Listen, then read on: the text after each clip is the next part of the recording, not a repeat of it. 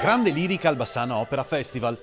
Una coproduzione tra le città di Padova, Rovigo e Bassano che hanno unito risorse e competenze porta sul palco il Flauto Magico diretto da Federico Bertolani, che sarà supportato dall'orchestra di Padova e del Veneto del maestro Giuliano Betto. Prima nazionale al Palabassano domenica 9 ottobre alle 15:30. La premiera è stata però anticipata da una rappresentazione per le scuole il sabato. L'ultima composizione teatrale di Mozart è una favola meravigliosa ambientata in un antico irreale e fantasioso Egitto.